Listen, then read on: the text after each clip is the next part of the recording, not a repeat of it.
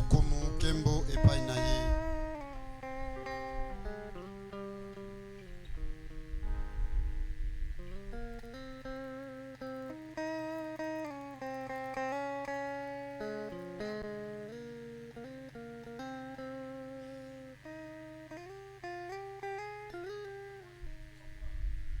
Machanzoli tosengeli kozala nango mikolo nyonso eza ya lolenge oyo.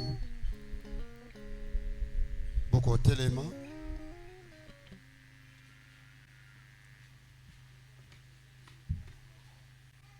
Na tombola penza ganga makasi mingi penza te.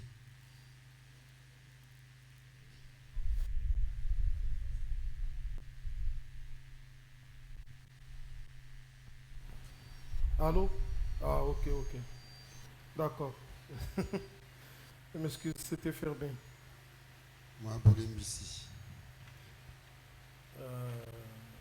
Nous avons eu vraiment des cantiques spéciaux et formidables ce matin.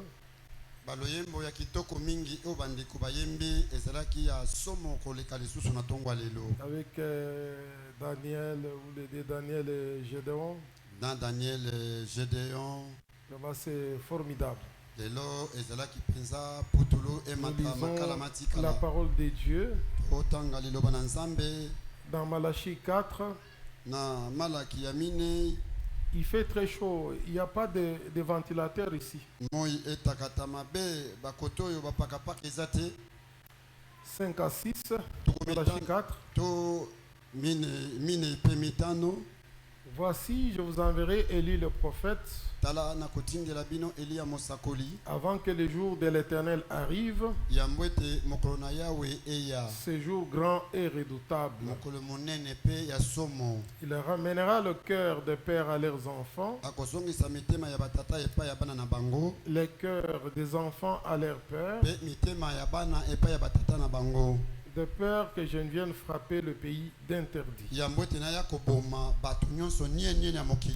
pouvez vous mettre pendant que je continue la lecture. Je suis dans Apocalypse 10.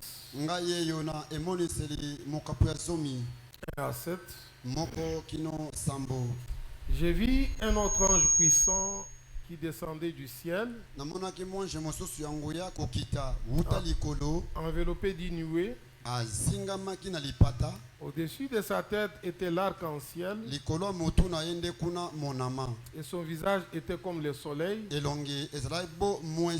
et ses pieds comme des colonnes de feu.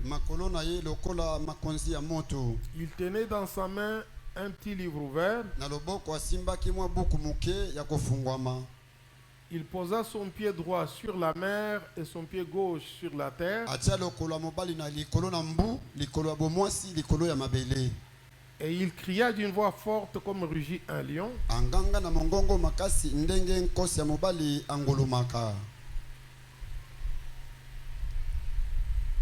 Comme rugit un lion. Quand il cria, les sept tonnerres firent entendre leur voix. Et quand les sept tonnerres eurent fait entendre leur voix, j'allais écrire et j'ai entendu du ciel une voix qui disait: celle ce qu'on dit les sept tonnerres et ne l'écrit pas. Et l'ange que je voyais debout sur la mer et sur la terre leva sa main droite vers le ciel.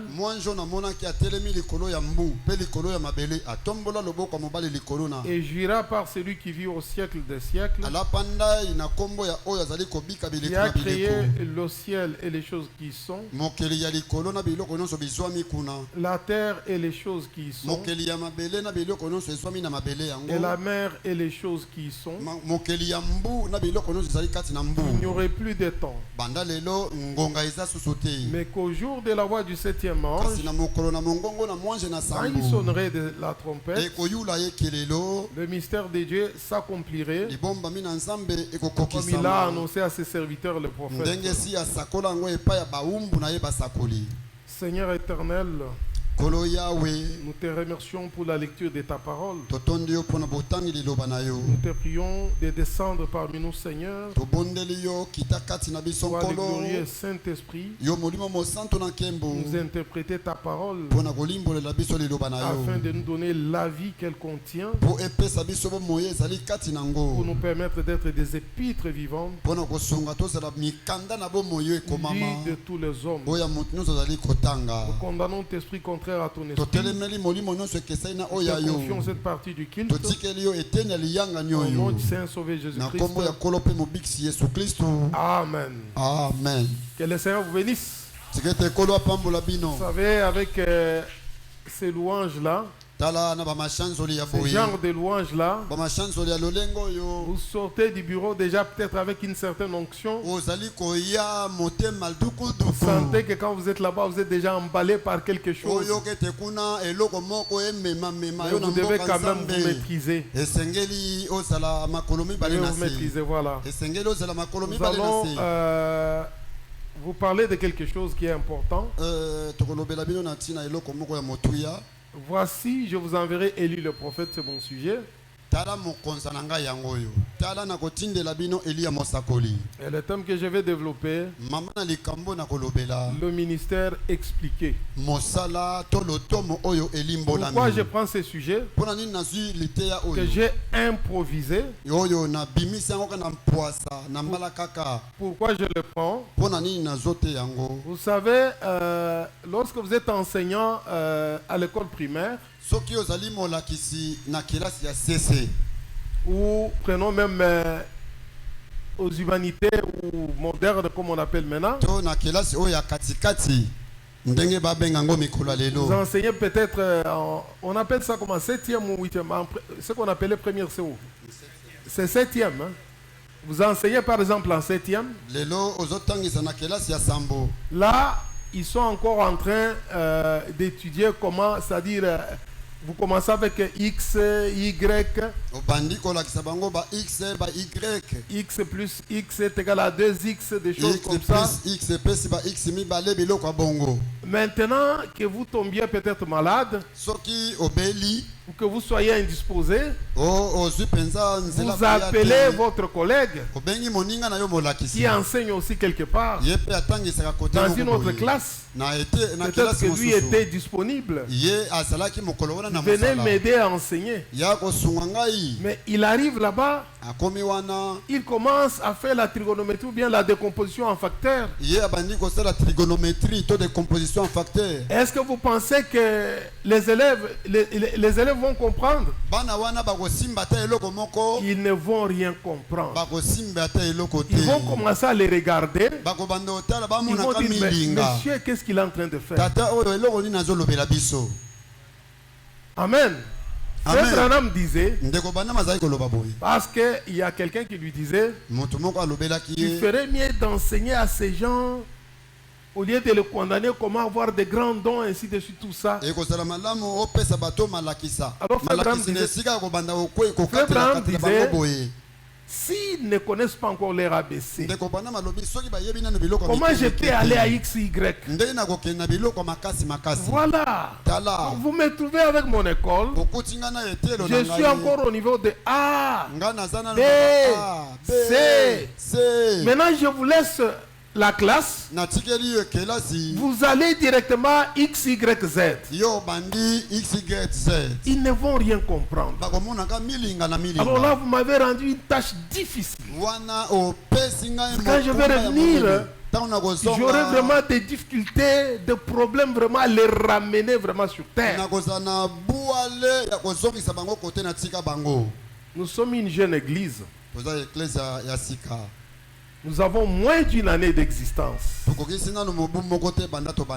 Il y a beaucoup de gens qui ont cru parmi nous.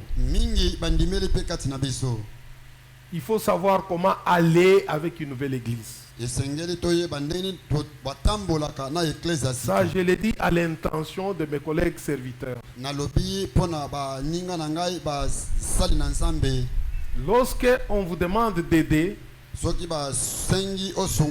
essayez de rester au niveau élémentaire où nous sommes. Parce que les XYZ là, nous les connaissons aussi. Mais pour le moment, nous sommes encore au niveau d'ABC. Voilà que maintenant là, on est obligé de prendre quelque chose pour essayer de ramener un peu l'auditoire sur terre. Alors, je voudrais vous parler sur... voici, je vous enverrai lire le prophète. Et là, je voudrais développer le ministère expliqué. Et ce ministère expliqué, c'est le ministère de Malachie 4. Qui est ce prophète du temps de la fin. C'est lui que nous avons cru, qui nous a amené ce message que nous croyons. Alors là, dans Malachie 4, on a dit, voici, je vous enverrai Élie le prophète, avant que le jour de l'Éternel arrive, ce jour grand et redoutable.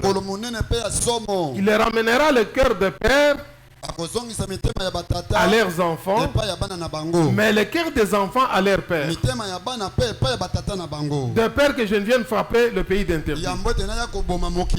Si vous comprenez ici, il y a une double application ici.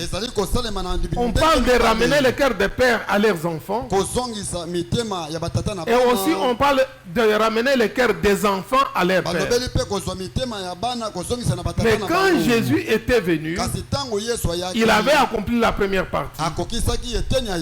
Dans sa première mission, quand il est venu dans sa première venue, quand il est venu lui-même sur cette terre, il devait ramener les cœurs des pères à leurs enfants. Ces pères-là qui étaient égarés avec la loi de Moïse devaient être ramenés à la nouvelle doctrine que Jésus avait amenée.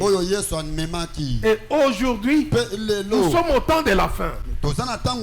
Tous les signaux montrent que nous sommes au temps de la fin. Et en ce temps de la fin, il s'agit de ramener le cœur des enfants à leur père. Et nous voyons que dans la Bible, l'esprit d'Élie est utilisé 5 fois. Et il avait été promis qu'il y aurait encore Élie le prophète en ce temps de la fin. Et quand il viendrait, c'est pour prendre le cœur des enfants, les ramener au Père. Et Paul a dit que j'ai posé la fondation. Et ceux qui viendront après moi, qu'ils fassent attention à la manière dont ils vont construire ou marcher dessus. Que personne d'autre n'ajoute rien en dehors de ce que nous avons construit. Qu'il n'y ait pas autre chose ajouter à cette fondation. Marcher selon le modèle que nous vous avons donné. Donc le modèle, la base, nous a été donné depuis l'église apostolique. Depuis la Pentecôte, depuis lors. Et maintenant, nous aujourd'hui, quand Élie le prophète vient, c'est pour restaurer. C'est pour rétablir l'adoration. C'est pour nous ramener à la doctrine qui avait été posée, à la fondation qui avait été placée par nos pères. Voilà pourquoi William Branham dit que j'ai prêché comme Paul. Parce que Paul, c'était la fondation, la base.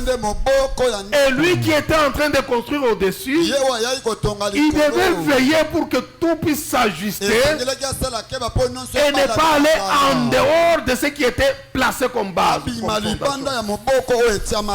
Amen.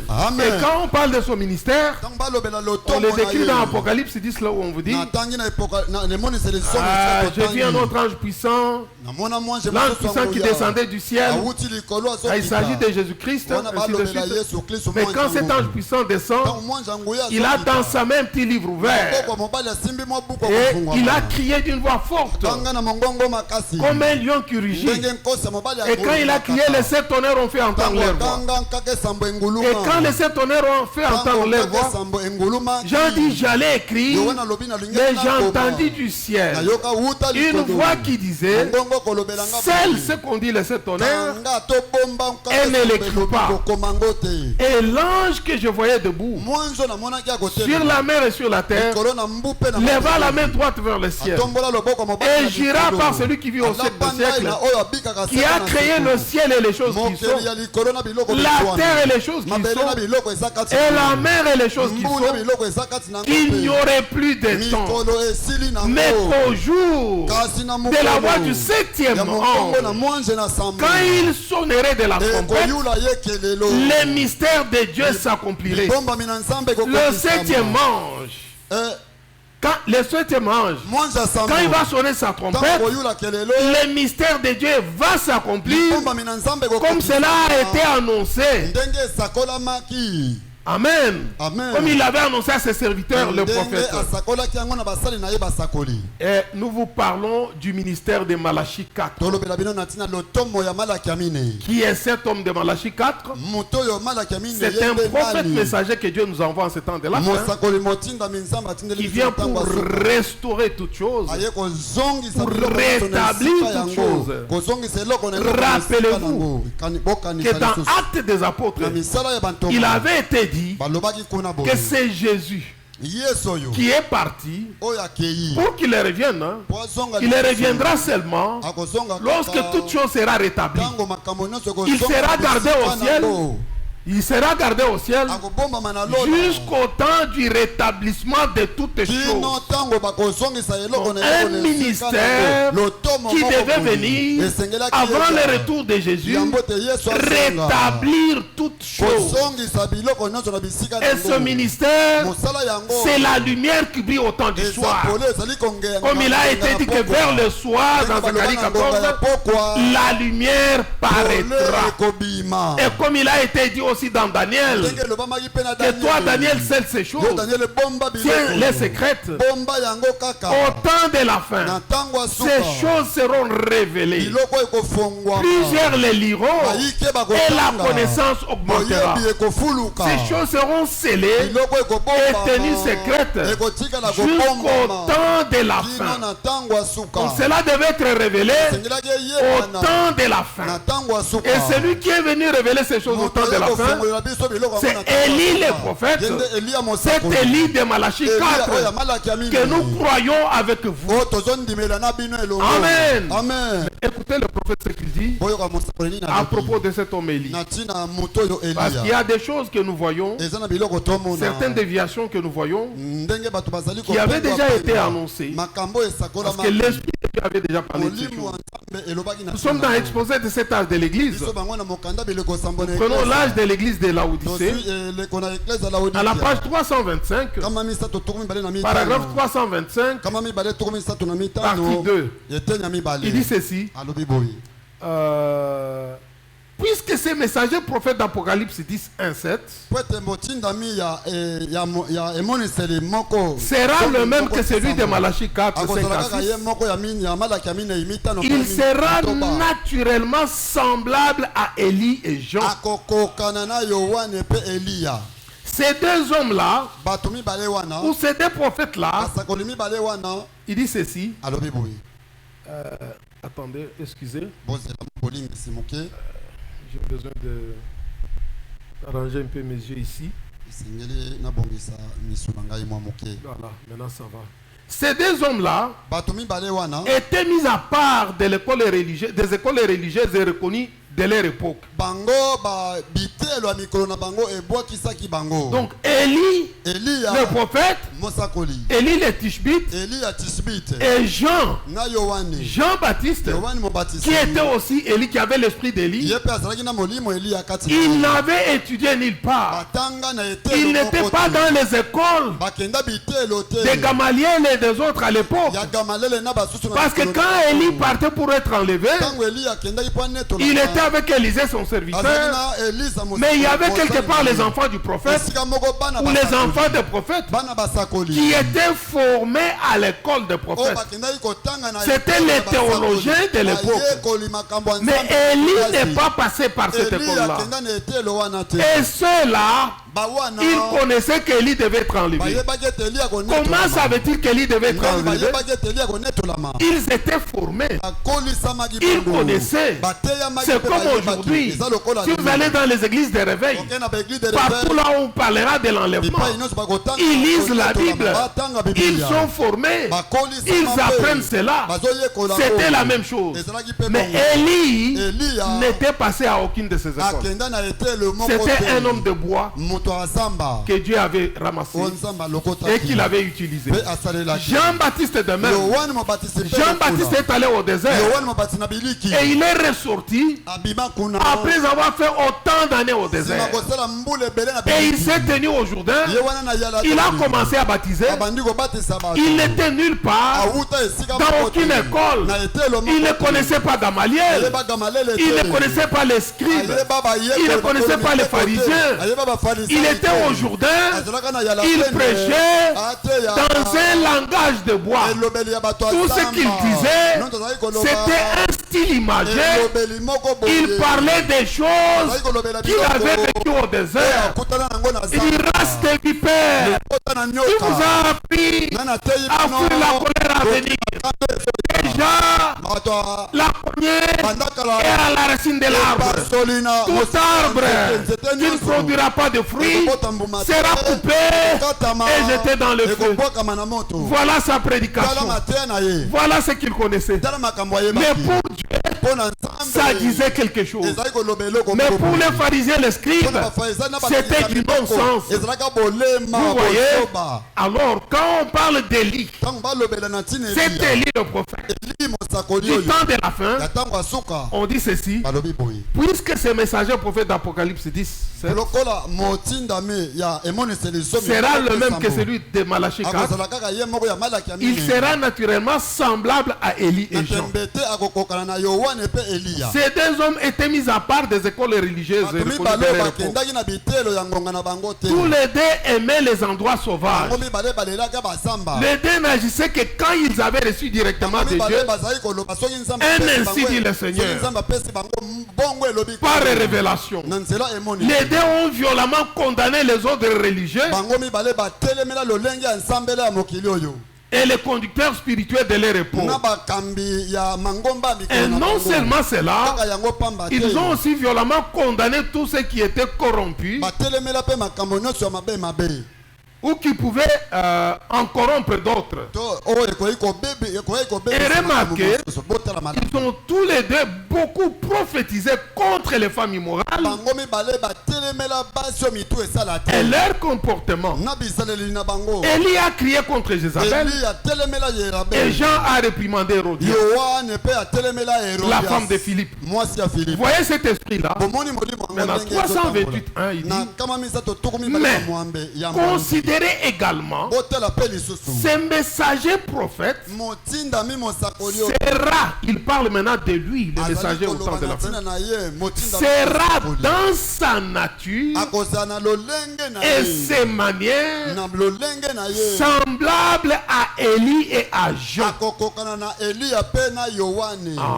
Les gens de l'époque de ces messagers prophètes seront comme ceux de l'époque d'Akab et ceux de Jean.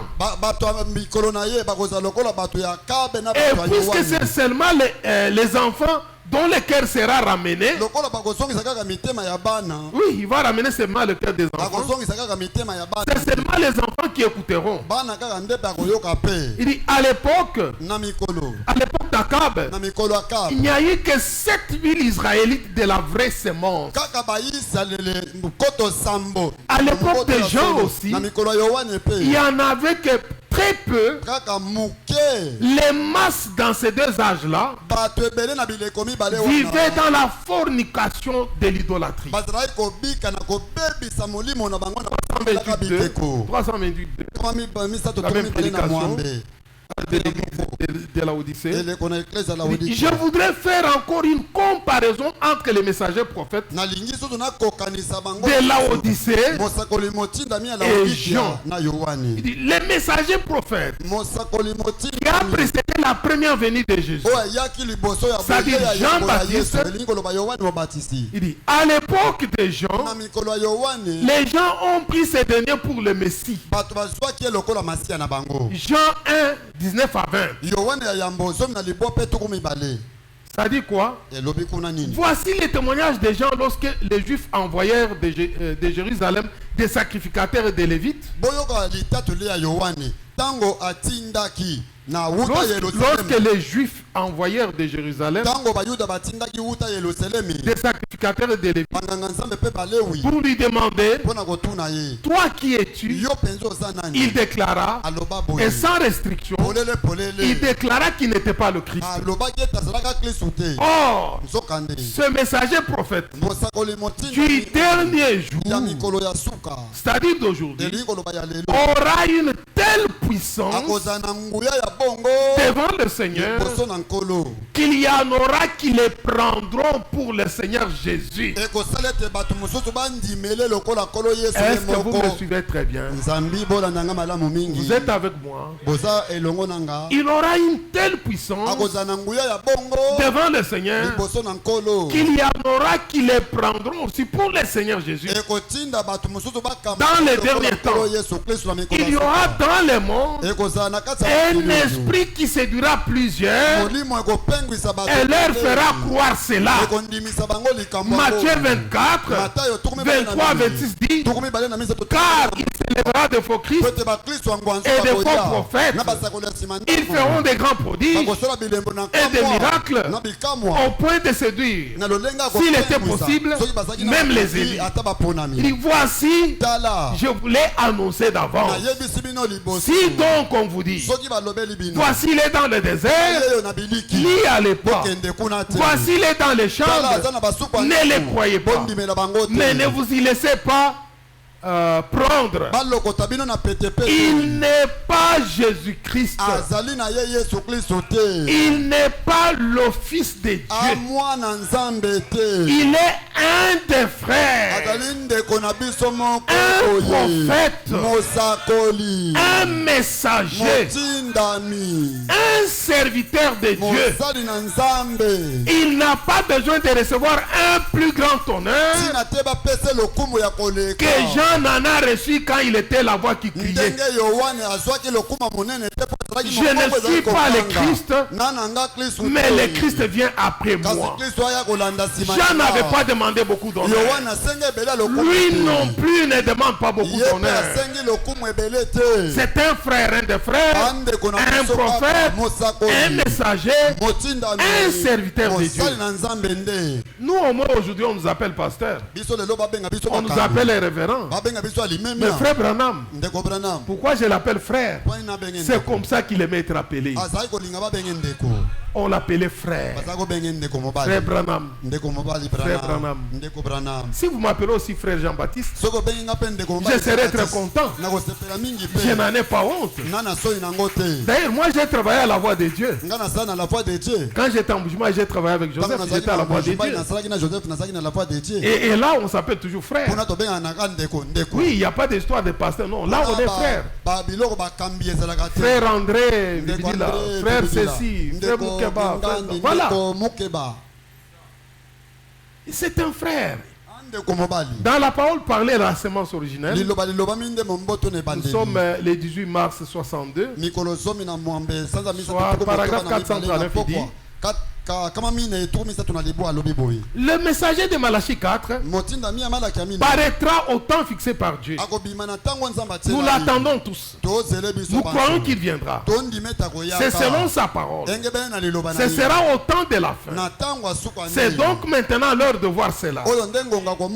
Il sera parfaitement consacré à la parole, comme ils l'ont toujours été, désigné dans la parole de Dieu et confirmé.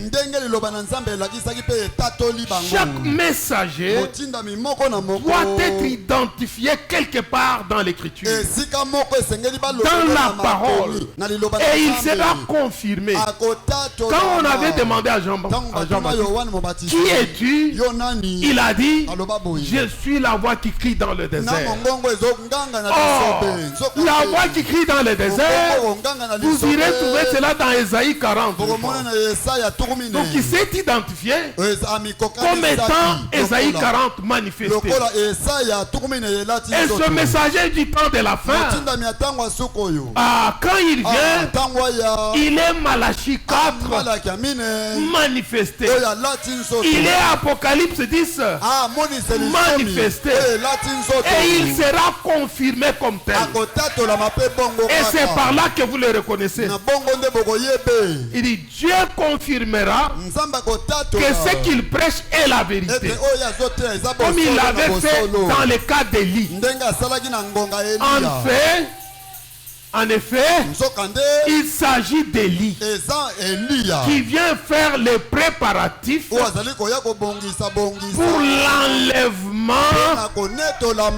de la montagne de Sion. Nous allons rentrer à Sion. Amen. Parce qu'après le festin des noces de l'agneau, quand nous descendrons, nous serons où? Au mont Sion. Amen. Voilà pourquoi nous chantons que nous partons à Sion. Oui.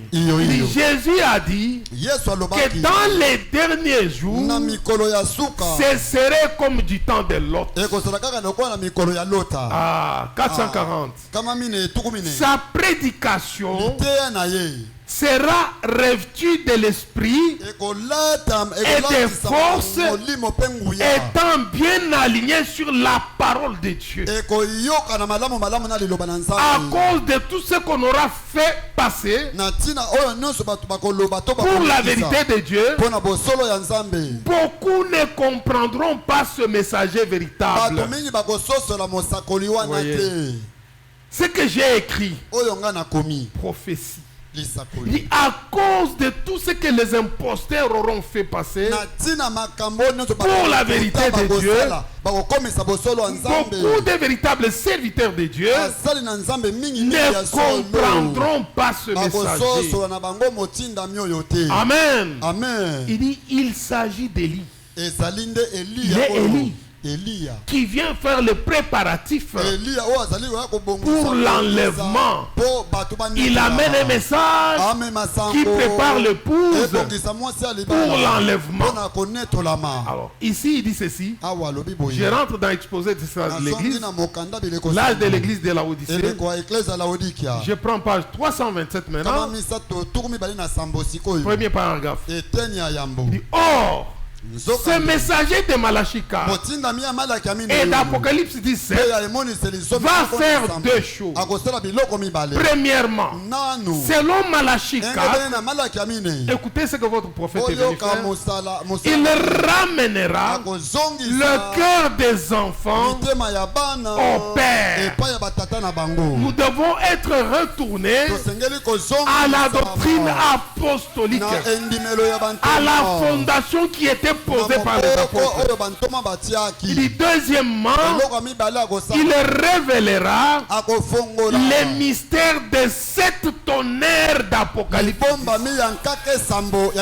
Voilà pourquoi on a dit que ce messager de Malachie 4, c'est le même avec celui d'Apocalypse 10. C'est la même personne. Parce qu'ici, sa première mission, c'est ramener. Et pour ramener, il doit restaurer. Il rétablit toutes choses. Il rétablit l'adoration. Il nous ramène à l'adoration à l'ancienne mort. Il nous retourne à la doctrine apostolique. Amen. Et maintenant dans Apocalypse 10, Qu'est-ce qu'il y a là-bas? Il révèle le mystère des 7 tonnerres d'Apocalypse 10. Or, ces mystères des 7 tonnerres d'Apocalypse 10 vont de pair avec les 7 sceaux, avec la révélation de cette sceaux. Quand on a posé la question au prophète, on a dit, frère Branham, est-ce que les 7 tonnerres sont révélés? Il avait répondu clairement, il dit oui, oui, oui. Si vous voulez savoir ce que les 7 tonnerres ont dit, référez-vous aux 7 sceaux. Amen. Les 7 tonnerres d'Apocalypse 10, les 7 voix, Dieu quand il parle, c'est comme un tonnerre. Cela est en rapport avec la révélation de 7 sceaux. La révélation de 7 sceaux, c'est le livre de la rédemption. Les 7 sceaux de la rédemption, le mystère de la rédemption qui était scellé et fermé, qui était d'ailleurs caché sous le 7e sceau. Amen. Cela sera révélé au temps de la fin et l'autorité sera retournée de nouveau à l'épouse Adam. Amen. Vous comprenez ça? Il dit cesseront. C'est cette vérité mystère divinement révélée qui ramèneront littéralement le cœur des enfants au Père du jour de la Pentecôte. Voyez la jonction qui est là. Quand on révèle ceci, cela vous donne la foi et vous ramène littéralement ramène nos cœurs, nous les enfants, au Père du jour de la Pentecôte. Il dit exactement. Vous comprenez ça? Ce qu'il est venu faire, notre messager prophète, qui n'est pas le Seigneur Jésus-Christ. Non. Qui est William Branham, né de Charles Branham et de Ella Branham. Amen. Mais Jésus-Christ est né de Marie, mais conçu par la puissance du Saint-Esprit. Il y a une différence. Amen. Le corps de Jésus-Christ, aujourd'hui, l'unique tombe qui est vide sur la terre, c'est la tombe de Jésus. Parce que ce corps, c'était le corps de Dieu. C'était le temple humain de Dieu. Il est où? Il est dans la gloire. Amen. Mais son esprit est sur la terre en train de travailler. Mais le corps de William Branham se trouve quelque part dans la tombe à Jeffersonville. Vous comprenez ça? Dieu voulant, peut-être je vous amènerai les photos de là-bas. Je ferai tout un jour pour y arriver. Amen. Vous comprenez ça? Ce sont des êtres différents. Alors, nous continuons. Nous devons faire la différence. Quelle que soit la grandeur du ministère, la puissance du ministère de cet Élie de Malachika, de ce prophète du temps de la fin, on a dit qu'il y en aura qui vont confondre, qui vont le confondre avec le Seigneur Jésus-Christ. À cause de cette grande puissance que son ministère va dégager. Vous comprenez? Alors, nous prenons dans les messagers du soir. Nous sommes le 16 janvier 63, paragraphe 249. Le prophète dit ceci. Ramenez l'église à la parole. Ah, ça c'est on a dit. Qui ramènera littéralement les cœurs des enfants au Père du jour de la Pentecôte. Exactement. Maintenant, j'enchaîne ici. Les messagers du soir, 249 dit, ramenez l'église à la parole. Vous comprenez? Parce que la parole a été enterrée le long des âges. Ramenez l'église à la parole. Eh bien, quel doit faire ce messager de Malachie 4? Ramenez la foi originelle. Ah, la foi de la résurrection. La foi grâce à laquelle ils ont vu Jésus après sa résurrection des morts. C'est parce qu'ils l'avaient cru. Ils l'ont vu après sa résurrection des morts. Et cette foi-là, on va nous la ramener parce que Jésus-Christ avait promis qu'au temps de la fin, il reviendrait dans le même ministère. Pas le corps Jésus, non, l'esprit de Jésus, le Fils de l'homme, le ministère prophétique de Jésus devait revenir sur la terre pour travailler encore une fois de plus. Et quand ce ministère prophétique revient, cette fois-ci, ça ne sera pas dans le corps Jésus, non. Il va emprunter un autre corps. Amen.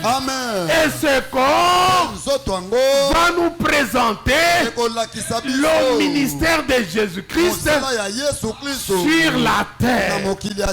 C'est Jésus dont on parle, qui travaille sur la terre. Ce n'est pas ce Jésus Dieu qui était formé en entièreté avec son corps. Non. Mais c'est cette décomposition en facteurs de ce Jésus qui se partage, qui laisse le corps au ciel et qui fait descendre son esprit.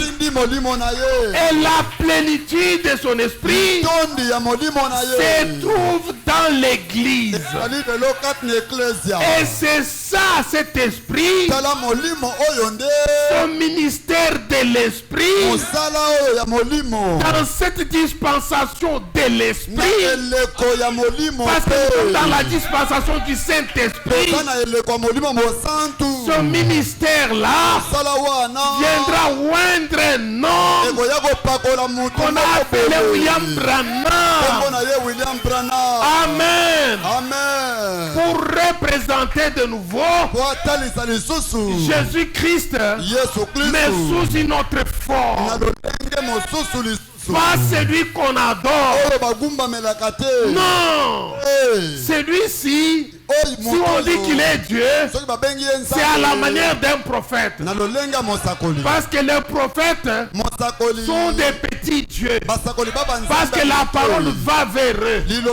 La parole vient au prophète. Dieu va au prophète. Dieu dit à Moïse, tu dis que tu ne parles pas facilement. Il y a Aaron ton frère. Il te servira de prophète. Et toi tu prendras la place de Dieu. Vous comprenez? Le prophète, il est la bouche de Dieu. Dieu dit à Moïse que je prendrai mes paroles, je mettrai dans ta bouche, et toi tu les mettras dans la bouche d'Aaron. Il parlera à ta place. Et toi tu seras Dieu pour Aaron, et Aaron sera prophète pour toi. Il parlera pour toi de la part du peuple. Alors la parole vient au prophète, et le prophète, comme il reçoit la parole, la totalité de la parole. Pour son âge, pour sa dispensation, il devient un avec cette parole. Et alors, il est Dieu pour cet âge-là. Il est Messie pour cet âge-là. Mais un petit Messie, un petit Dieu, c'est là qu'on vous dira que Jérémie était Messie à son époque. Esaïe était Messie à son époque. William Branham, il est Messie en ce temps de la fin. Mais il dit ceci, que ce sont des messiettes. Il dit parce que en Jésus, il y avait la plénitude de l'eau de l'océan. Mais en moi, il y a une cuillerée. En Jérémie, il y avait une cuillerée. En vous, il y a une cuillerée. Une portion, l'ensemble de l'église mise ensemble, nous formons Jésus, la plénitude. Amen. Amen. Vous comprenez ça? C'est ça la différence que vous devez faire avec ces choses. Vous devez faire attention. Nous devons vraiment faire attention avec ces choses. Bon, il dit ceci. Il dit la foi grâce à laquelle ils ont vu Jésus après sa résurrection et l'ont vu œuvrer parmi eux. Nous sommes dans les signes. Le signe du 8 mars 64.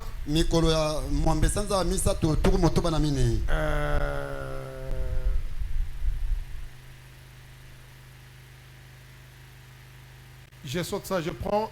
Il y a maintenant ici plus que Salomon.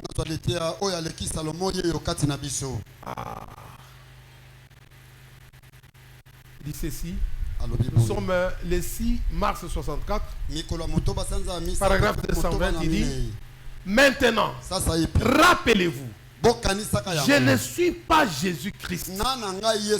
Je suis votre frère, un pécheur sauvé par la grâce. Vous êtes avec moi, Église? Un pécheur sauvé par la grâce. Je suis comme vous. Alors ici, nous n'adorons pas Branham. Non. N'ayez pas peur. Vous savez, il faut seulement prendre les choses, les placer de la bonne manière et savoir la saison pour les placer et ne pas effrayer les gens. Ici, c'est notre Seigneur Jésus-Christ qui est notre Dieu que nous adorons. Écoutez les témoignages de William Branham. Il dit, rappelez-vous, je ne suis pas Jésus-Christ. Je suis votre frère, un pécheur sauvé par la grâce. Je suis comme vous. Mais c'est Jésus-Christ. Quel Jésus-Christ? Le Saint-Esprit qui est ici avec nous, qui tient parole. Il n'est pas obligé de faire ceci, mais il a promis de le faire. Jésus n'était pas obligé de guérir les malades, mais la Bible dit qu'il l'a fait afin que s'accomplisse ce qui avait été promis à son sujet. Dans questions et réponses numéro 4 du 30 août 64 soir, on pose la question 409. On demande au prophète, frère Branham, une sœur a fait environ 1300 km pour venir au tabernacle, et elle a dit qu'elle croyait que vous êtes Jésus-Christ incarné. Veuillez en parler. Elle était très impatiente de dire un peu aux autres ce qu'elle pense.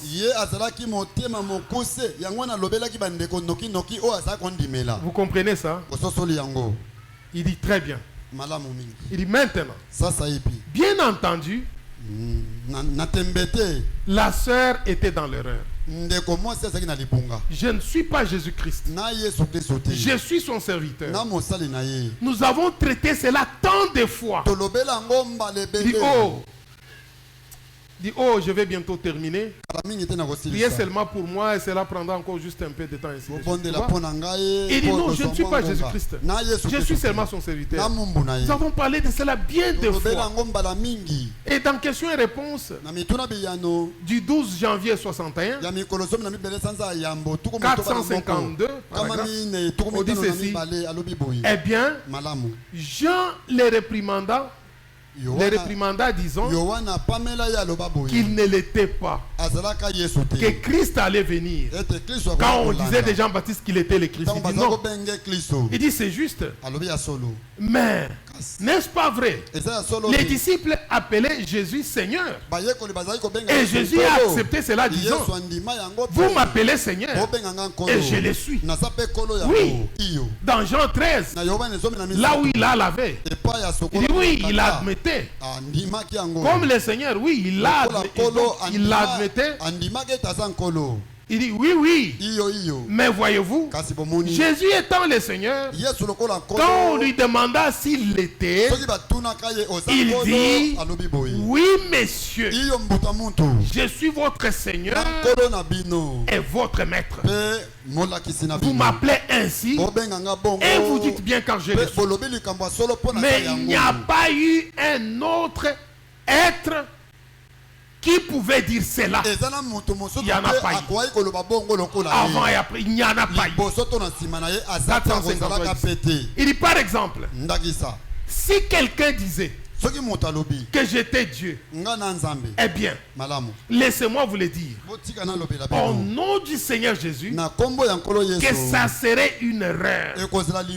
Voyez, je suis un pécheur sauvé par grâce. J'ai un message venant de Dieu. Voyez-vous, il reprend cela dessous. J'ai un message venant de Dieu. Voyez-vous, est-ce que vous le voyez aussi? Est-ce que vous le voyez aussi? Ok. Dans l'aveugle Bartimée, nous sommes le 27 novembre 59. Je prends le paragraphe 49. Je prends la dernière partie C, et j'enchaîne avec 50. Il dit, Jésus était un homme. Il n'était qu'un homme. Un homme né d'une vierge. Vous allez entendre ces paroles. C'est juste. Il était le fils de Dieu. Son père était Jéhovah, le Dieu Tout-Puissant. C'est juste. Quand il parle de ça, il parle du corps. Le corps qui a été formé. Il dit, son père était Jéhovah, le Dieu Tout-Puissant. Quand il parle de Jéhovah, le Dieu Tout-Puissant, il parle de l'Esprit. Vous comprenez? Et maintenant, l'Esprit est descendu un jour, a tabernaclé dans le corps. Ce jour-là, le Père et le Fils étaient devenus un. C'était le jour du baptême. Alors, il dit ceci. C'est juste. Alors, Jéhovah lui a bâti une maison. Vous comprenez? Lui a bâti une maison. Laquelle était son fils? C'était quoi? C'était le corps. Pour se représenter au monde. Pour se présenter au monde. Il est entré dans cela et il s'est présenté au monde. Il dit, et Dieu était en Christ, réconciliant le monde avec lui-même. Il n'a pas dit réconciliant le monde avec Dieu qui était quelque part. Il dit, Dieu était en Christ, réconciliant le monde avec lui-même. Jésus réconciliait le monde avec lui-même. Parce que celui qui parlait en lui, c'était le Père. Il disait, mon Père qui est en moi. Quand Jésus marchait, c'est Jéhovah Dieu qui marchait. Amen. Il était dans son temple humain. Il dit, est-ce juste?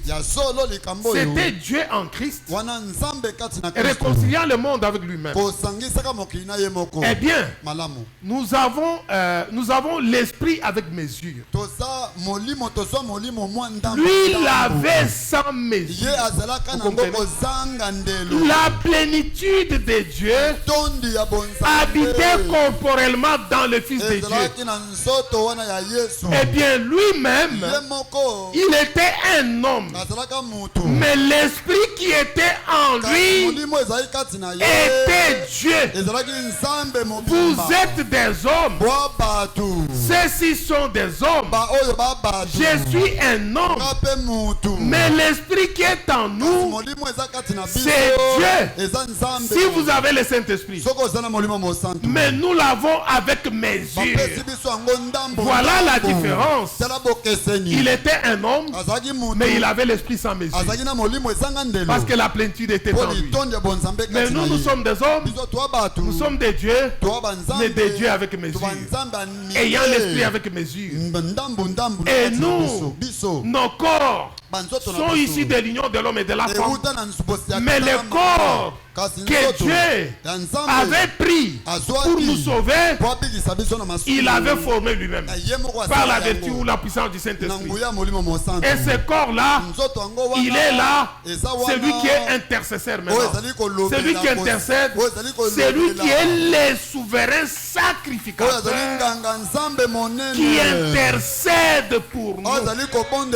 C'est ce corps-là qui joue le rôle d'intercesseur. Vous voyez toute la différence. Il dit ceci. Eh bien, je me rendais, il dit, si je me rendais à l'océan et prenais une cuillerée d'eau, eh bien, ce qui était en Jésus, c'est comme tout l'océan. La plénitude de Dieu. Vous comprenez ça? Mais ce qui est en moi, Branham, et en vous, c'est juste une petite cuillerée. Mais si vous amenez cette cuillerée d'eau au laboratoire et la tester, les mêmes éléments chimiques qui sont dans la cuillerée sont ceux qui se trouvent dans les grands océans. Parce que c'est l'eau avec la même formule. La formule chimique de l'eau, c'est quoi? C'est CO2 ou bien H2O? H2O. H2O. Voilà, H2O. Voilà la formule chimique de l'eau. On va prendre cette eau-là, on va trouver la même formule. On va prendre l'eau de l'océan, on va trouver la même formule. Cela veut dire que la même vie, la même puissance, la même cellule de vie qui agissait en Dieu a été transmise en nous par le canal du Saint-Esprit. Mais nous l'avons dans une moindre mesure. Nous avons la puissance de Dieu dans une moindre mesure. Mais lui, il l'avait dans la plénitude. Regardez, je vais vous donner la différence entre Jésus Dieu et l'homme Dieu. Jésus, il a supporté la plénitude de la puissance et de l'Esprit de Dieu. Il a marché avec ça sans être secoué. Quand on le touchait, il disait une vertu est sortie de moi. Il était tellement vertueux qu'il ne pouvait rien sentir de grave.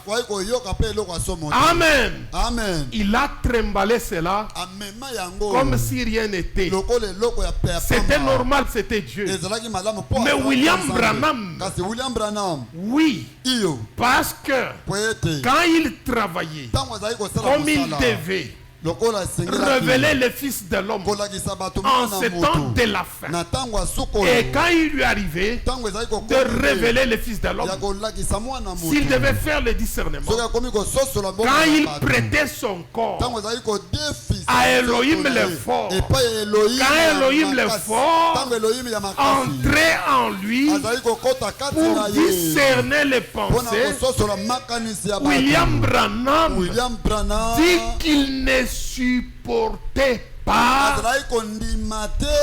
cette puissance-là. Et cela intervenait dans peu de temps.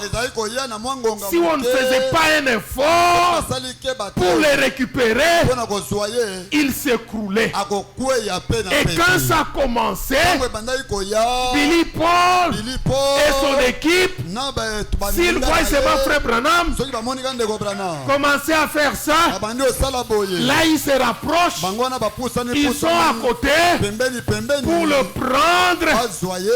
Et là, on l'amène. Et Jéhovah, Elohim descend dans la salle. Il opère des miracles. Les boiteux marchent. Les aveugles voient. Pendant que lui était en train de sortir. Et quand on l'amenait dans le véhicule, à cause de la présence de cette gloire-là de Shekinah, on prenait un chapeau, on le mettait dans le véhicule, on les couchait, on prenait un chapeau, on les voilait sur le visage. Parce que sa famille devait peut-être rentrer à côté. Et si on ne le voilait pas, il y avait une certaine présence qui devait faire peur aux autres. On devait le voiler. On voilait la divinité dans l'homme. Mais oui, il dit, je ne supportais pas ça pour beaucoup de temps. Il dit, c'est comme si je pouvais m'évanouir. Il dit, j'ai perdu l'essence. Il n'a pas de sensation. Mais Jésus a avalé. Le corps Jésus a marché avec ça. Le corps Jésus, c'était Dieu. Elohim, le fort. Quand il respirait, Elohim respirait. Quand il parlait, Elohim parlait. Aucun jour on a vu Jésus. Je ne supporte pas ça. C'était Dieu dans son corps, dans sa maison, dans son temple humain. Amen. Vous voyez la différence entre les deux ministères. Vous comprenez ça? C'est vraiment différent. William Branham ne deviendra jamais Jésus. William Branham, il prêche Jésus.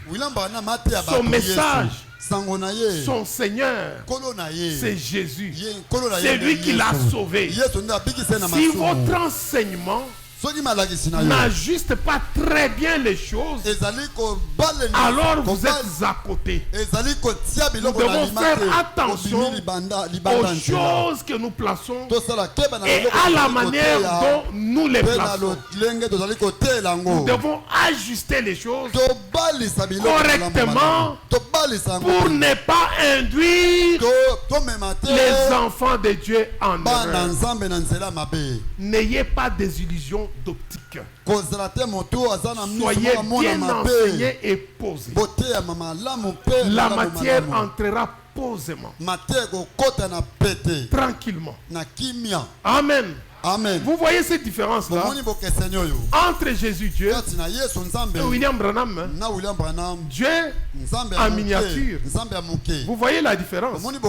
Ah, c'est ça. Il dit, mais ce qui est en moi et en vous, c'est juste une petite cuillerée. Mais si vous amenez cela au laboratoire, ici de suite, nous en avons parlé. Ah, il dit ceci. Est-ce juste? C'est donc le même Saint-Esprit. Et avec votre cuillerée, avec ma cuillerée et avec leur cuillerée, tout cela réuni, nous pourrons faire des choses pour Dieu. Si nous laissons simplement cela couler ensemble, cela amènera la présence de Dieu. Amen. Ah. Dans la prédication, c'est moi. Le 20 juillet 60. Paragraphe 61. Je vais bientôt arrêter parce que je ne vais pas tout... on va continuer après. Il dit ceci. Maintenant, tout l'esprit qui était en lui serait comme ce lac-ci. Toute cette eau. Disons, toute l'eau qu'il y a dans le monde.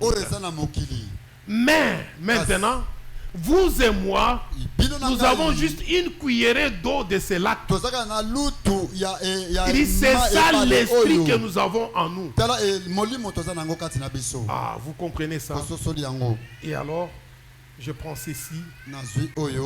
Je suis dans Apocalypse, chapitre 4. Le verset 1, chapitre 4, première partie, du 31 décembre 62, 60 plutôt, 60, 31 décembre 60, paragraphe 190.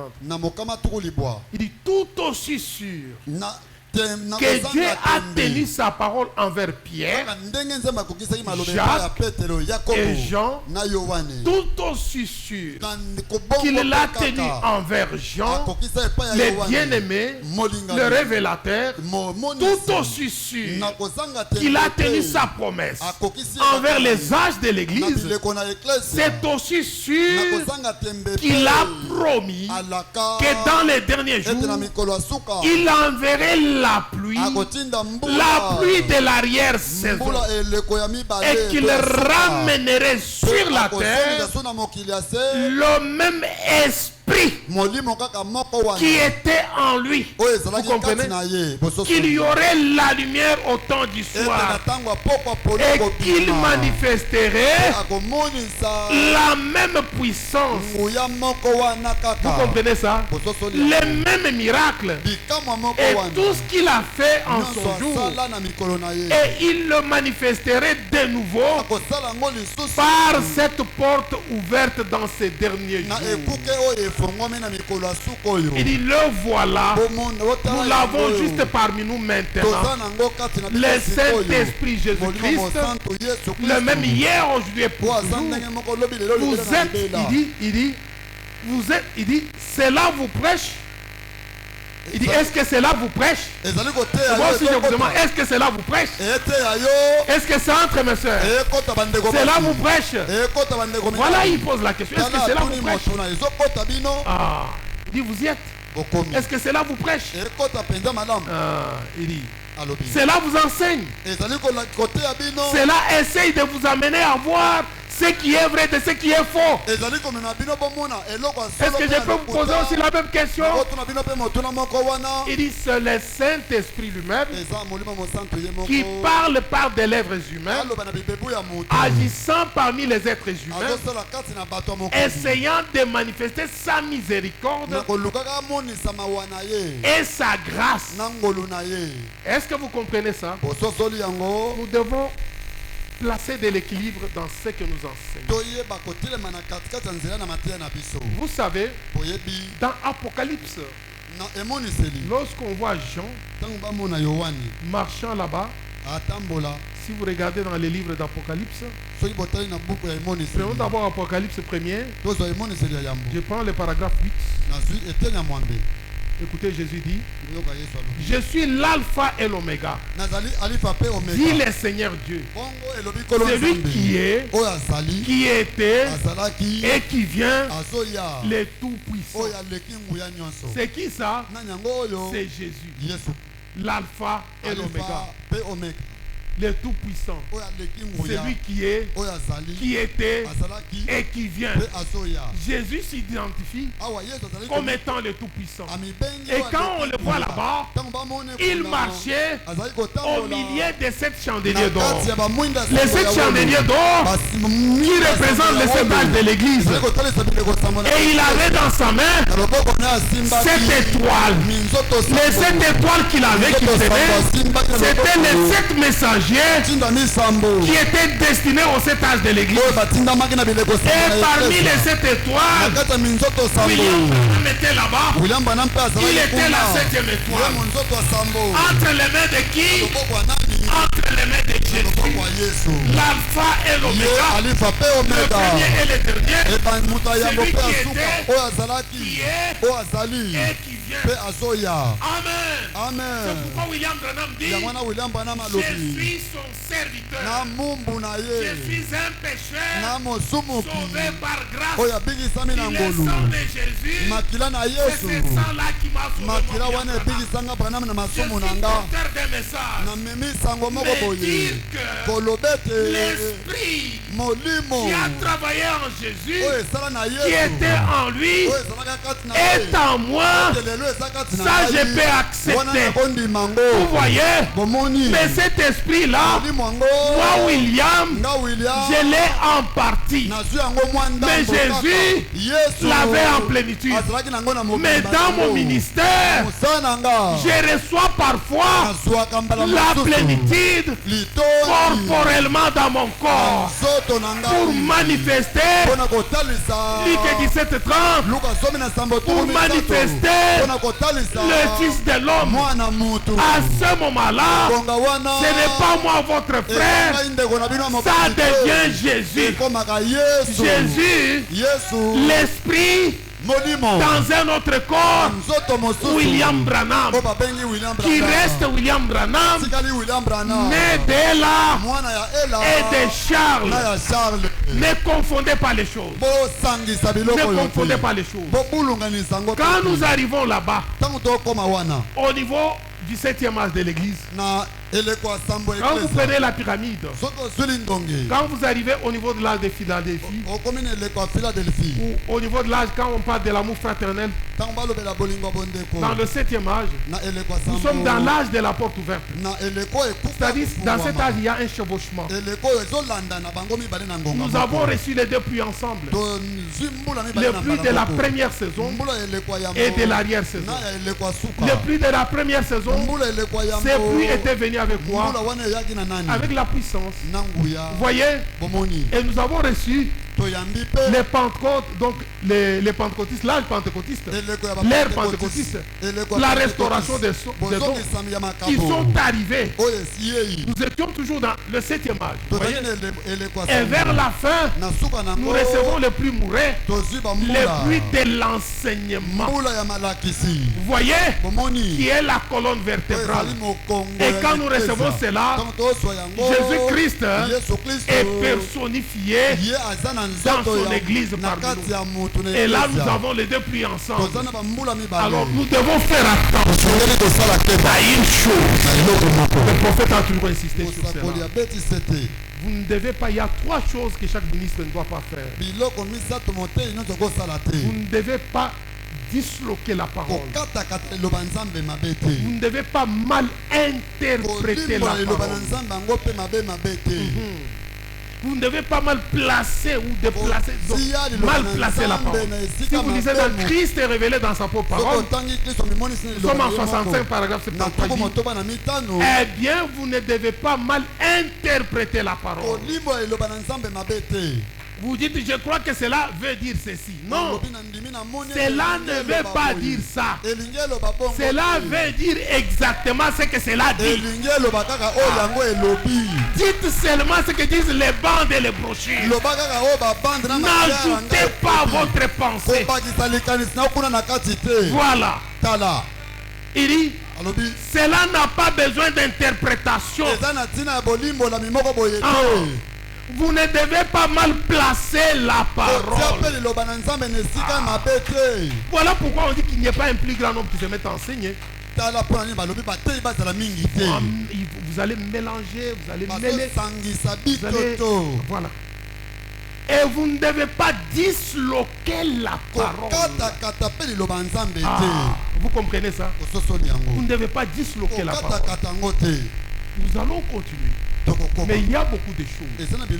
Vous savez, les noms nouveaux, Frère Branham ne nous a jamais dit, ne nous a jamais révélé les noms nouveaux. Bien sûr que c'est parlé, mais il n'est pas dit quelque part. Frère Branham n'a jamais dit quelque part que lui, Branham devient le nom nouveau de Jésus. Non. n'ajoutons pas. Restons avec ce que le prophète a enseigné. Si vous lisez cela, vous pouvez lire cela, vous ne verrez nulle part là où il a dit que le nom nouveau, c'était lui. Non. Non. Quand on parle du messager de cet âge, on dit que le Saint-Esprit c'est le messager de cet âge. C'est vrai. Cela ne veut pas dire que William Branham devient le Saint-Esprit.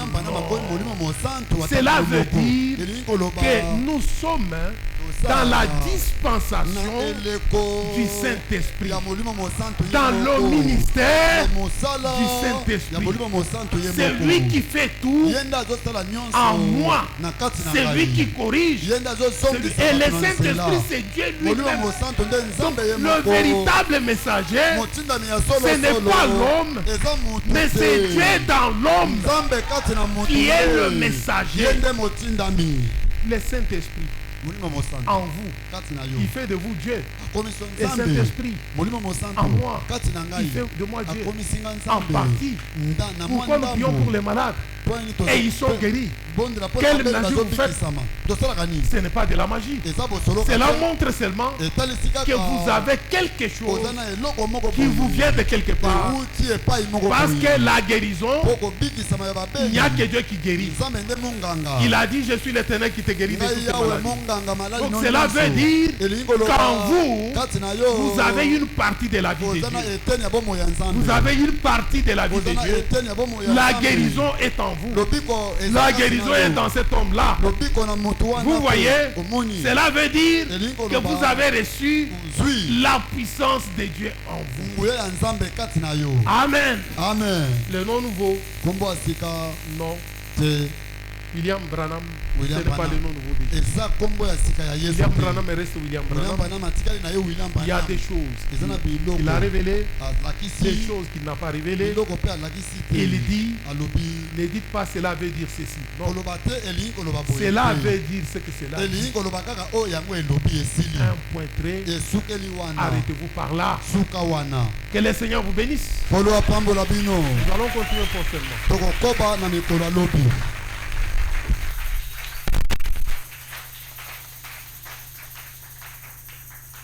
Mercredi, je vous annonce déjà que nous aurons une réunion de prière. Nous aurons une réunion de prière ici mercredi.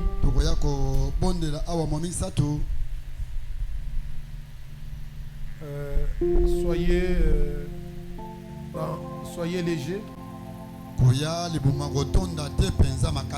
Parce qu'il y a une requête spéciale. Nous allons prier sur quelque chose que nous allons vous révéler. Que le Seigneur vous bénisse.